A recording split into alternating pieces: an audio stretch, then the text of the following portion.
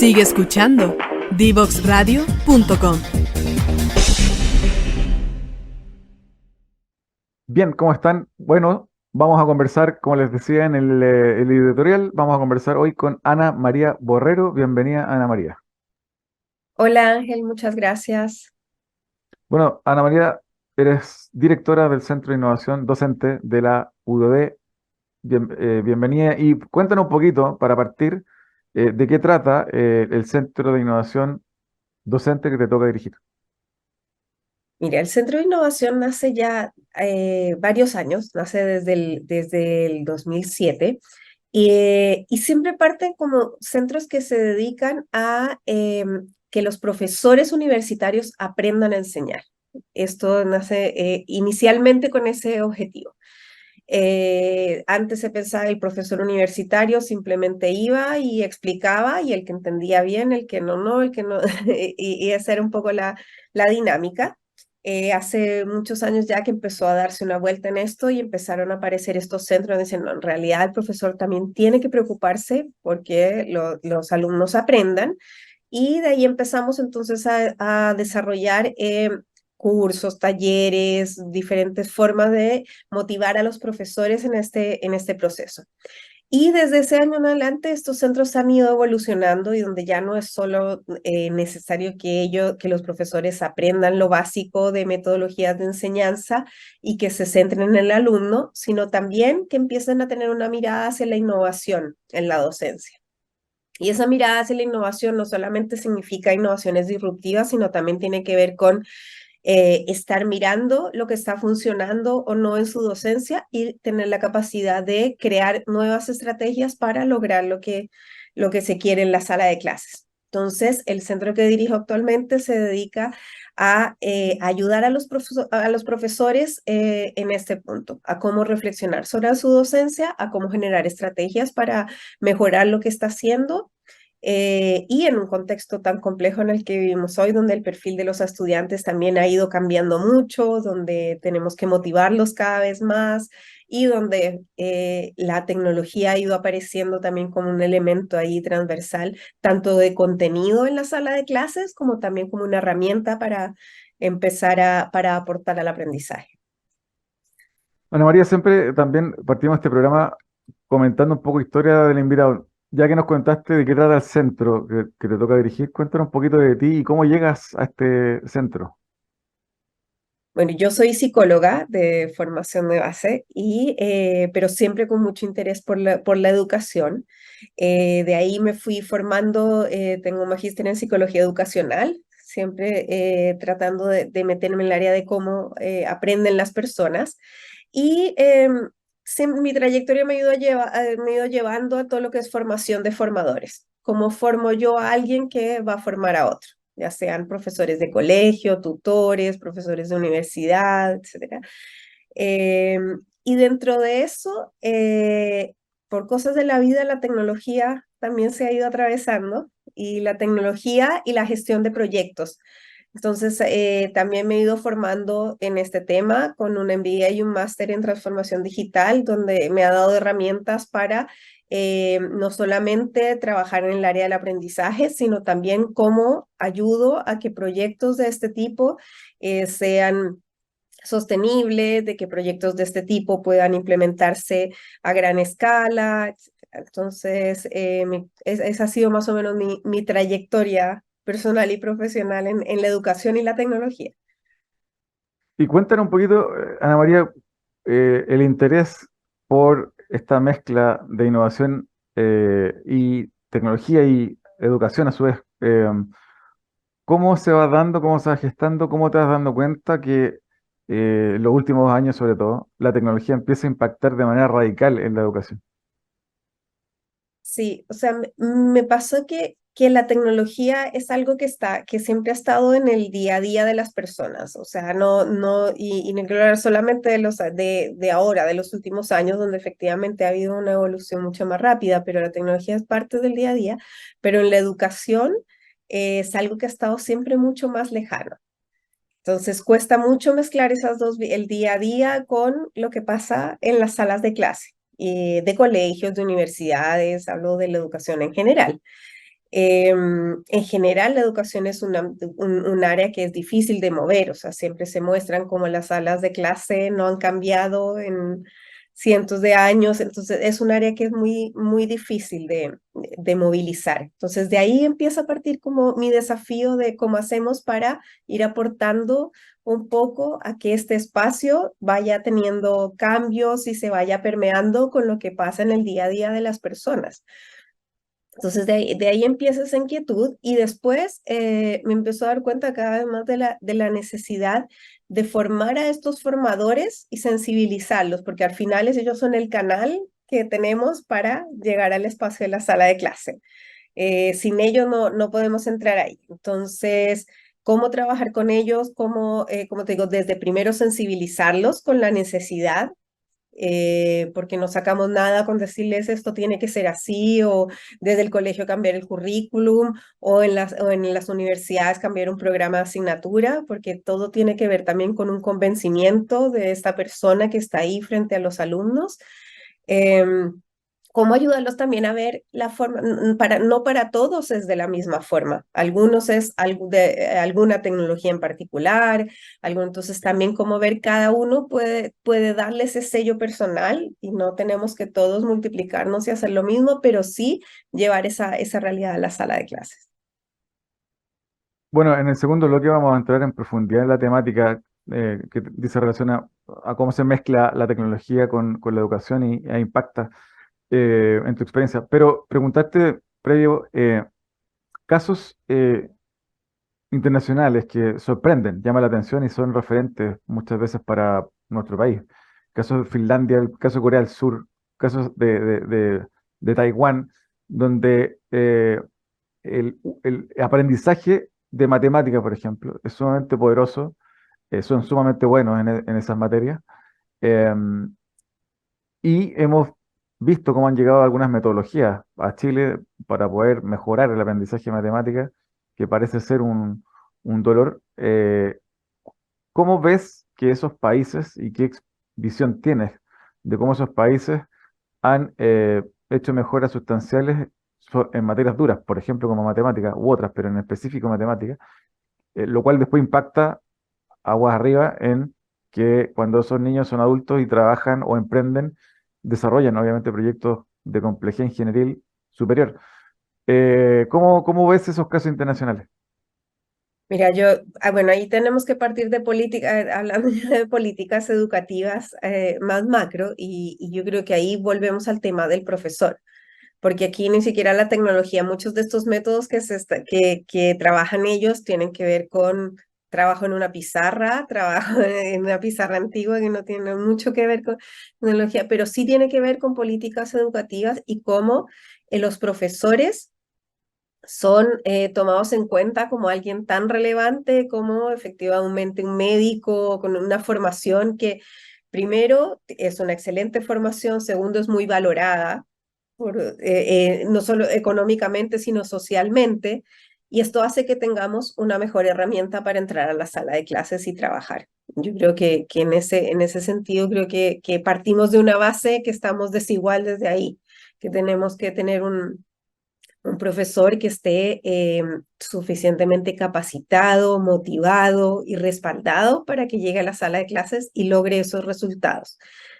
Y ahí yo creo que sí, lo separo harto de lo que tiene que ver con tecnología, porque como te digo, muchas de estas metodologías no tienen tanto que ver con tecnología, sino que tienen que ver con la rigurosidad, con el trabajo del profesor y con la motivación del profesor en centrarse en el aprendizaje del alumno. A nosotros nos pasa, como chilenos también, que la tecnología muchas veces nos sirve como motivación. O sea, muchas veces no es que la tecnología nos demuestre que van a aprender más o mejor necesariamente. Tal vez van a aprender lo mismo, pero la tecnología muchas veces nos sirve como una forma de entrada a la motivación para el alumno para que se abra a este aprendizaje. Cosa que también nos pasa que en otros países hay mucha más motivación, hay mucho más, entonces es distinto. Nosotros muchas veces también la tecnología la ocupamos y eso es importante, claro, porque muchos dicen, no, pero es que yo sin ocupar tecnología aprenderlo. Sí, seguramente, pero no están tan dispuestos a aprender y por lo tanto a veces la tecnología lo que hace es que nos ayuda a que ellos abran su mente, estén mucho más dispuestos y de ahí después ya se puede generar un aprendizaje en forma más fluida. Eso es interesante porque, bueno, como comentas tú, por un lado está el rol del profesor, que caso de Finlandia u otros países, primer mundo, digamos, digámoslo así, está muy bien remunerado, está muy bien puesto en valor. Y a su vez, por otro lado, las casas, las familias en las casas atienden muy bien a los niños respecto de cómo los apoyan en su proceso de aprendizaje. Y por otro lado, también los espacios públicos tienen acceso a infinitos lugares de esparcimiento donde poder conectarse con cultura, con bibliotecas públicas, entre otras. Y ahí preguntarte, para entrar en materia también, en función de estos modelos educativos como los que nombré, ¿hay alguna diferencia, además de lo que comentamos, hay alguna diferencia más allá de ello? O eventualmente, en el caso nuestro, Chile podría lograr, dada su componente social, tener obviamente más y mayores casos de jóvenes, niños y niñas en el mundo STEM, que es este concepto de ingeniería, tecnología, ciencia, matemática. eh, digamos, es un lugar llano, un espacio llano, Chile, para poder pensar en desarrollar y tener y potenciar esas habilidades STEM. Yo creo que hemos avanzado muchísimo en eso. Efectivamente, yo creo que ya está, primero, la conciencia de que esto debe ser así, y siendo que han surgido ya varios programas de apoyo y em, así que creo que se va avanzando. Todavía falta mucho, pero por ejemplo, específicamente en la Universidad del Desarrollo, las carreras de ingeniería están trabajando fuertemente en cómo apoyar a en que esto siga avanzando, o sea, desde el colegio, desde los últimos años y cómo están los motivando con diferentes bootcamps y diferentes actividades que vayan acercando también a las mujeres en esta área, como también después en este tipo de carreras ofrecer diferentes tipos de becas, de caminos de liderazgo donde aportemos a informando este tipo de capital humano en con mujeres. Yo creo que es importante que vayamos y en general varias universidades ya lo están haciendo, pero es un camino largo todavía desde el colegio, como te digo, y también desde el colegio, desde que los profesores terminen también con sus sesgos muchas veces, porque a veces también existe el sesgo desde la sala de clase y por lo tanto desde ahí empieza a generarse esta división, como también desde ir motivando en las universidades a que esto cada vez exista.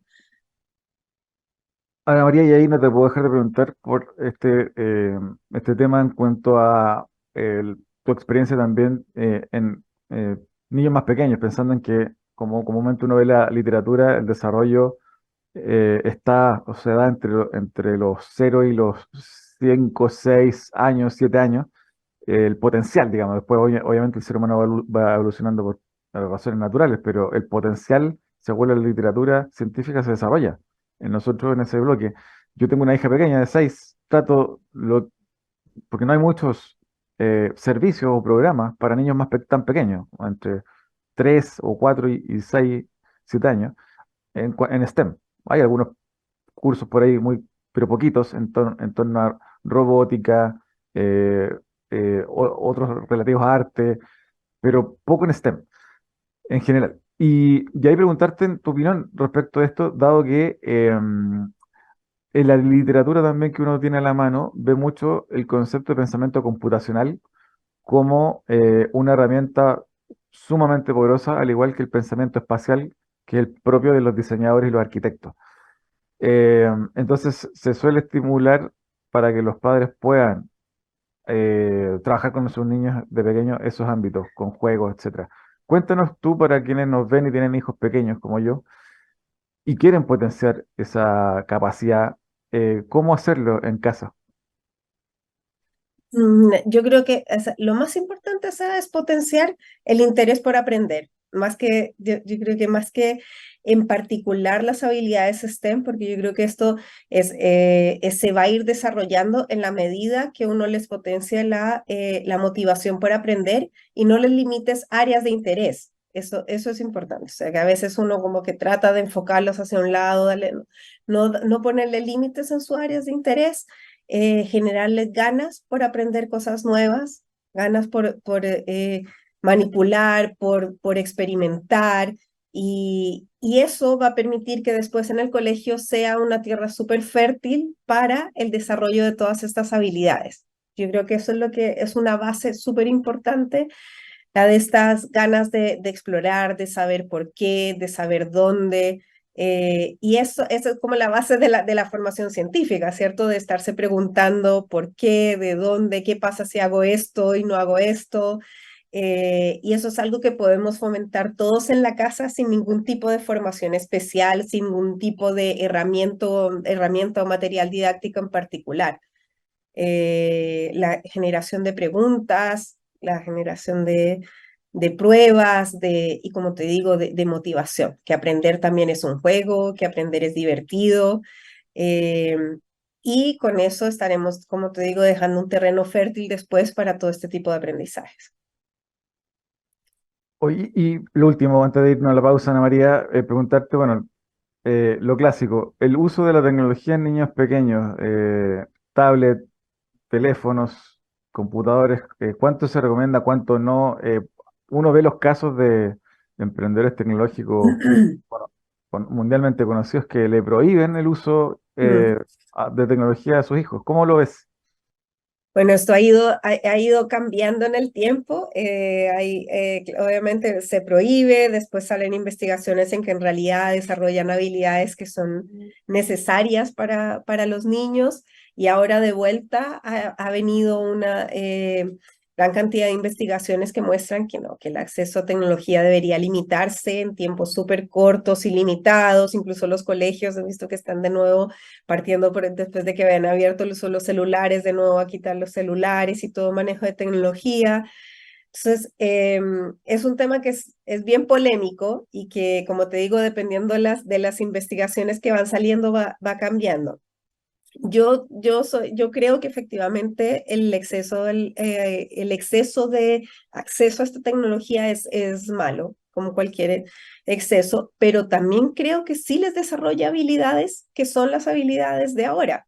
Entonces tiene que ser algo controlado y algo guiado también, para que realmente aprendan estas habilidades que se necesitan con un acompañamiento. Entonces, este uso como desregulado y descontrolado sí produce adicciones, sí produce efectivamente que se generen, se liberen sustancias en el cerebro que no les hacen bien, pero por otro lado dejarlos sin que desarrollen esta capacidad de comunicarse, de colaborar, de interactuar, de tantas cosas, también los va a dejar en desventaja frente a otros que ya lo utilizan. Incluso los videojuegos también les ayudan a desarrollar una cantidad de habilidades que después se notan de habilidades de pensamiento, de visión, entonces yo creo que no hay que prohibirlo completamente, pero sí tenerlo controlado y guiado, como te digo, acompañado.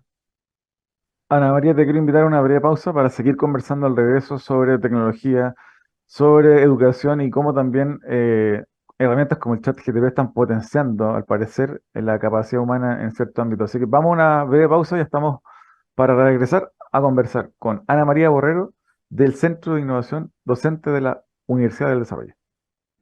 Síguenos en las redes sociales, Instagram, Twitter, Facebook, LinkedIn, como @Divox Radio.